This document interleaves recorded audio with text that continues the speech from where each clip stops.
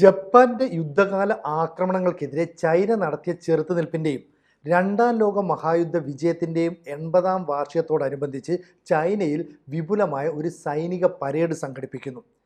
ഏതാണ്ട് 26ഓളം രാജ്യങ്ങളിലെ ഭരണത്തലവന്മാരെ പങ്കെടുപ്പിച്ചുകൊണ്ടാണ് ചൈന ഇത്തരത്തിൽ വിപുലമായ ഒരു സൈനിക അഭ്യാസ പരിപാടി ടിയാനൻമെൻ സ്ക്വയറിൽ സംഘടിപ്പിക്കുന്നത്. ഏതാണ്ട് 5 വർഷങ്ങൾക്ക് ശേഷമാണ് 10,000-ഓളം വരുന്ന ചൈനീസ് പട്ടാളം ഇതിൽ പങ്കെടുക്കുന്നത്. ഇതിൻ്റെ ഏറ്റവും വലിയ പ്രത്യേകത എന്ന് പറയുന്നത് നോർത്ത് കൊറിയൻ ഭരണാധികാരിയായ കിം ജോങ് ഉൻ ഇതിൽ പങ്കെടുക്കാനായി എത്തുന്നു എന്നുള്ളതാണ്. സാധാരണഗതിയിൽ കിം ജോങ് ഉൻ ഇത്തരത്തിലുള്ള വിപുലമായ രാഷ്ട്രത്തലവന്മാർ ഒന്നിക്കുന്ന ഉച്ചകോടിയിലോ മീറ്റിങ്ങിലോ ഒന്നും പങ്കെടുക്കാറില്ല. പക്ഷേ ഇവിടെ കിം ജോങ് ഉൻ ഈ പരിപാടിയിൽ പങ്കെടുക്കാനായി എത്തുന്നു എന്നുള്ളത് ചൈനയെ സംബന്ധിച്ച് ഏറ്റവും അഭിമാനകരമായ ഒരു നിമിഷമാണ്. കാരണം ലോകത്തെ രണ്ടാമത്തെ സമ്പദ് വ്യവസ്ഥ എന്ന നിലയിൽ ചൈന ഒരുപാട് അഭിമാനിക്കുന്നുണ്ട്. പക്ഷേ അതിനപ്പുറത്തേക്ക് ചൈനയുടെ പ്രധാനമായ ലക്ഷ്യം നയതന്ത്ര രംഗത്തെ തങ്ങളുടെ വിജയമാണ്. അതുപോലെ തന്നെ അന്താരാഷ്ട്ര വേദിയിൽ ബീജിങ്ങിൻ്റെ പ്രസക്തി ഉയർത്തിക്കാട്ടുക, ഇതൊക്കെ തന്നെ ചൈന ലക്ഷ്യമിടുന്നുണ്ട്.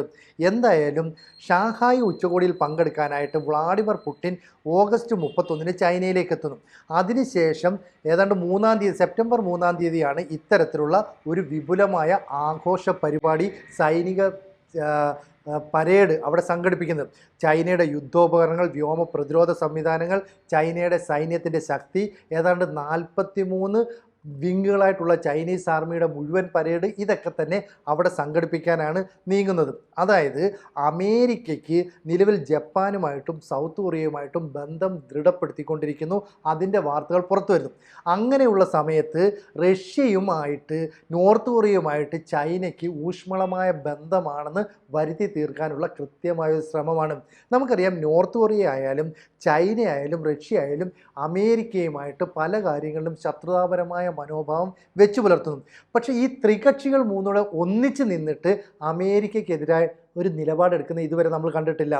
അതിനാണ് ബീജിംഗ് ഇനി സാക്ഷ്യം വഹിക്കാനായിട്ട് പോകുന്നത്. അപ്പോൾ ഷീ ജിങ് പിങ്ങിനൊപ്പം വ്ളാഡിമിർ പുടിനും അതുപോലെ തന്നെ നോർത്ത് കൊറിയൻ ഭരണാധികാരി കിം ജോങ് ഉന്നും ഒത്തുചേരുന്നു എന്ന് പറയുന്നത് ലോകത്തെ തന്നെ ഞെട്ടിക്കുന്ന ഒരു സഖ്യമായിട്ട് മാറാനുള്ള സാധ്യതയുണ്ട്. 2011 ഡിസംബറിൽ കിം ജോങ് ഉൻ അധികാരമേറ്റതിന് ശേഷം ഡൊണാൾഡ് ട്രംപിനെ കണ്ടിട്ടുണ്ട്, ഷീ ജിങ് പിങ്ങിനെ കണ്ടിട്ടുണ്ട്, പുടിനെ കണ്ടിട്ടുണ്ട്. എന്തിന് സൗത്ത് കൊറിയൻ പ്രസിഡൻ്റായിട്ടുള്ള മൂൺ ജെ ഇന്നിനെ, മുൻ പ്രസിഡൻ്റാണ്, അദ്ദേഹത്തെ കണ്ടിട്ടുണ്ട്.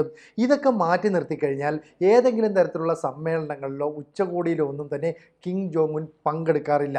ഇതാണ് അതിനെയെല്ലാം മാറ്റിവെച്ചത്. കാരണം ഉഭയകക്ഷി ചർച്ചകൾക്ക് അപ്പുറത്തേക്കുള്ള ഒരു മീറ്റിംഗ് ആയിട്ട് ഇതിനെ മാറ്റുന്നു. ഇത് ചൈന മുൻകൈ എടുക്കുന്നുണ്ട്. അപ്പം ചൈന, നോർത്ത് കൊറിയ, റഷ്യ എന്നീ രാജ്യങ്ങൾ വെവ്വേറെ ഏറ്റുമുട്ടൽ നടത്തിയ അമേരിക്കയ്ക്കെതിരെ ഒന്നിച്ച് നിന്നുകൊണ്ട് ഒരു പുതിയ കരുനീക്കം നടത്തുന്നു. അമേരിക്കയ്ക്ക് എപ്പോഴും പേടി നോർത്ത് കൊറിയയാണ്. കാരണം യുദ്ധതന്ത്രങ്ങളിൽ അപ്രതീക്ഷിതമായ നീക്കം നടത്തി എതിരാളികളെ ഞെട്ടിക്കാൻ എല്ലാ കാലത്തും നോർത്ത് കൊറിയയ്ക്ക് അല്ലെങ്കിൽ കിം ജോങ് ഉന്നിന് സാധിച്ചിട്ടുണ്ട്. അതുകൊണ്ട് തന്നെയാണ് ഏതാണ്ട് വർഷങ്ങൾക്ക് ശേഷം കിം ജോങ് ഉൻ ചൈനയിലേക്ക് എത്തുമ്പോൾ വലിയൊരു സ്വീകരണം അവർ നൽകുന്നത്. അവരുടെ വിദേശകാര്യ സഹമന്ത്രിയായ ഗോങ്ലി പറയുന്നത് ഈ അനുസ്മരണ പരിപാടിയിൽ കിം പങ്കെടുക്കാൻ എത്തുന്നു എന്ന് പറയുന്നത് ചൈനയെ സംബന്ധിച്ചിടത്തോളം ഏറ്റവും അഭിമാനകരമായ ഒരു നിമിഷമാണ്.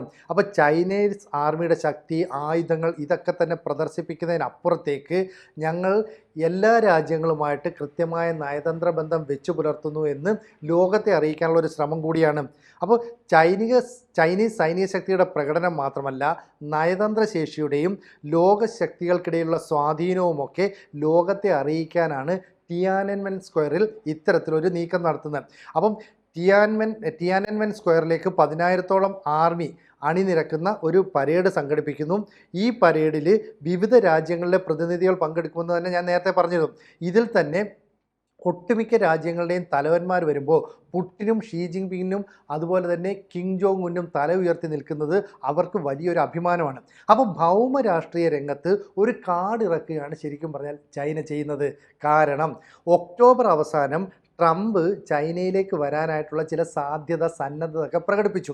മാത്രമല്ല കിം ജോങ് ഉന്നിനെ നേരിട്ട് കാണണമെന്നും അവരുടെ ആണവായുധങ്ങൾ നിർമ്മിച്ച് കൂട്ടുന്നതിനെതിരെ ചില ഉടമ്പടികളിലേക്ക് പോകണമെന്നും ഒക്കെ ട്രംപ് ആഗ്രഹിക്കുന്നുണ്ട്. പക്ഷേ കിം ജോങ് ഉന്ന് അത്തരത്തിലൊരു കൂടിക്കാഴ്ചയ്ക്ക് ഇതുവരെ തയ്യാറായിട്ടില്ല. മാത്രമല്ല ചൈനീസ് അതിർത്തിയിൽ ഒരു സൈനിക താവളമൊക്കെ നിർമ്മിച്ച് അവിടെ നിന്ന് ആണവായുധ ആക്രമണം വരെ നടത്താനായിട്ട് നോർത്ത് കൊറിയ ഒരുങ്ങുന്നു എന്നതിൻ്റെ റിപ്പോർട്ടുകളൊക്കെ പുറത്തു വന്നു.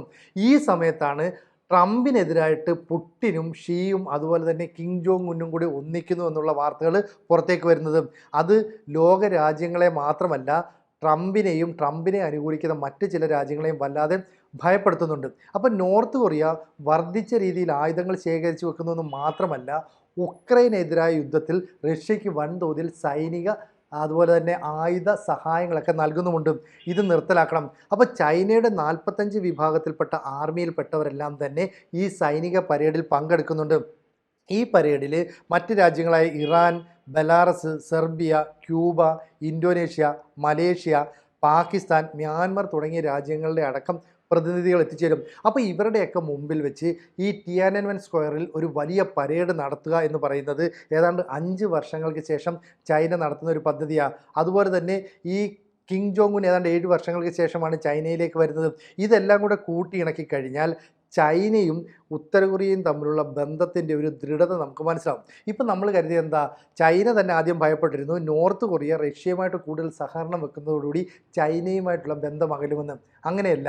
ഈ ഉത്തര കൊറിയയ്ക്ക് ആവശ്യമായ ഭക്ഷ്യവിഭവങ്ങളുടെ 90% ചൈനയിൽ നിന്നാണ് ഇറക്കുമതി ചെയ്യുന്നത്. അപ്പോൾ ചൈനയുമായിട്ടുള്ള ബന്ധം അതേപോലെ അവർ നിലനിർത്തുകയും ചെയ്യും. 1959 ഒരു നോർത്ത് കൊറിയൻ ഭരണാധികാരി അവസാനമായിട്ടും ചൈനയിൽ ഇത്തരത്തിലുള്ള ഒരു സൈനിക പരേഡിൽ പങ്കെടുത്തത്. അതിനുശേഷം ഇപ്പോൾ കിം ജോങ് ഉൻ വരുന്നു. അപ്പം പിതാവിൻ്റെ മരണത്തിന് ശേഷം 2011 ഡിസംബറിലാണ് കിം ജോങ് ഉന്ന് രാഷ്ട്രത്തിൻ്റെ ഈ പറയുന്ന അധികാരം ഏറ്റെടുത്തത്. അവിടെ ഏറ്റെടുത്ത് കഴിയുമ്പോൾ ജപ്പാനും സൗത്ത് കൊറിയയും ഒക്കെ ചേർന്നിട്ട് അമേരിക്ക വലിയ സഖ്യം രൂപീകരിക്കുന്നു എന്ന് പറയുമ്പോൾ ഇപ്പുറത്ത് റഷ്യയും നോർത്ത് കൊറിയയും ചൈനയും ഒക്കെ ചേർന്നിട്ട് പുതിയൊരു സഖ്യം രൂപീകരിച്ച് മുന്നേറുകയാണ്. ഇത് ശരിക്കും പറഞ്ഞാൽ 2ാം ലോക മഹായുദ്ധ വിജയത്തിൻ്റെ 80ാം വാർഷികത്തോടനുബന്ധിച്ച് നടത്തുന്ന പരിപാടി എന്നാണ് പറയുന്നത്. പക്ഷേ ഇതിനെ പുടിൻ പങ്കെടുപ്പിക്കുക, കാരണം ഷാങ്ഹായ് ഉച്ചകോടി കഴിയുമ്പോൾ പുടിൻ അവിടെയുണ്ട്. അതിനുശേഷം പുടിനെ ഇതിൽ പങ്കെടുപ്പിക്കാൻ പറ്റും. ഷീ ജിങ് പിന്നിനെ പ്രത്യേകം ക്ഷണിച്ചുകൊണ്ട് ഇങ്ങോട്ടേക്ക് വരാൻ പറ്റും. അങ്ങനെ ഇറാനും ചൈനയും ഒക്കെ ഉൾപ്പെടുന്ന ഒരു വലിയ സഖ്യത്തിലേക്ക് റഷ്യയും നോർത്ത് കൊറിയയും ഒക്കെ കൂടിച്ചേരുന്നു എന്ന് പറയുമ്പോൾ ലോകരാജ്യങ്ങൾ വലിയ ചേരികളായി തിരിയുന്നു എന്നാണ് അർത്ഥം. ഇവിടെയാണ് ഈ ഷാങ്ഹായ് ഉച്ചകോടിയിൽ ഇന്ത്യൻ പ്രധാനമന്ത്രി നരേന്ദ്രമോദിയും പങ്കെടുക്കുന്നു എന്നുള്ള വിവരം നേരത്തെ പറയുന്നത്. അപ്പോൾ ചുരുക്കം പറഞ്ഞാൽ ചൈനയ്ക്ക് ഒരു സമ്പദ് വ്യവസ്ഥയാണ്, അല്ലെങ്കിൽ ഒരു ലോകത്തിലെ 2ാമത്തെ സമ്പദ് വ്യവസ്ഥയാണ് എന്നതിനപ്പുറത്തേക്ക് മികച്ച നയതന്ത്രമുള്ള രാജ്യമാണെന്നും അതുപോലെ തന്നെ വിവിധ രാജ്യങ്ങളിൽ തങ്ങൾക്കുള്ള സ്വാധീനം എത്രത്തോളം ഉണ്ടെന്നും സൂചിപ്പിക്കാനുള്ളൊരു അവസരമായിട്ട് ഇതിനെ മാറ്റിയെടുക്കുകയാണ്. അങ്ങനെ ബീജിങ്ങും മോസ്കോയും പ്യോങ്യോങ്ങും എല്ലാം കൂടെ ചേരുന്ന ഒരു വലിയ ത്രികക്ഷി സഖ്യം രൂപപ്പെട്ടു വരുന്നു. ഇത് ശരിക്കും പറഞ്ഞാൽ ഡെമോക്രാറ്റിക് പീപ്പിൾ റിപ്പബ്ലിക് ഓഫ് കൊറിയയെ സംബന്ധിച്ചിടത്തോളം അഭിമാനിക്കാവുന്ന നിമിഷമാണ്. കാരണം റഷ്യയുമായിട്ട് കൂട്ടുവന്നപ്പോൾ തന്നെ അമേരിക്ക ഏർപ്പെടുത്തിയ ഉപരോധങ്ങൾക്ക്, അവർ തങ്ങൾക്ക് ഏർപ്പെടുത്തിയ സമ്മർദ്ദങ്ങൾക്കെല്ലാം തന്നെ അതിജീവിക്കാൻ ഒരു സഹായം റഷ്യയുടെ ഭാഗത്തുനിന്ന് കിട്ടിയിരുന്നു. ഇപ്പോൾ ഇതാ ചൈനയും കൂട്ടിന് വന്നിരിക്കുന്നു. അങ്ങനെ 3 ഭരണാധികാരികൾ ലോകം പേടിക്കുന്നവർ ഒന്നിച്ചു നിൽക്കുന്നു. ഇവർ ടിയാനൻമെൻ സ്ക്വയറിൽ നടക്കുന്ന സൈനിക പരേഡിൽ ഒത്തുചേരുമ്പോൾ അവിടെ വെച്ച് ഷീ ജിങ് പിൻ ഒരു പ്രസംഗം നടത്താനുള്ള സാധ്യതയുമുണ്ട്. അവിടെ വെച്ച് ചില പ്രഖ്യാപനങ്ങളൊക്കെ നടത്തിയാൽ അത് ശരിക്കും പറഞ്ഞാൽ അമേരിക്കയുടെ അടപ്പിളക്കുന്നതായിരിക്കും. അത്തരത്തിലൊരു നീക്കമാണോ ബുധനാഴ്ച നടക്കാൻ പോകുന്നതെന്നാണ് ലോകം ഇനി ഉറ്റുനോക്കുന്നത്. കൂടുതൽ വാർത്തകളും വിശേഷങ്ങളും നിങ്ങളിലേക്ക് എത്താൻ ABC മലയാളം സബ്സ്ക്രൈബ് ചെയ്യുക, ബെൽ ബട്ടണും അമർത്തുക.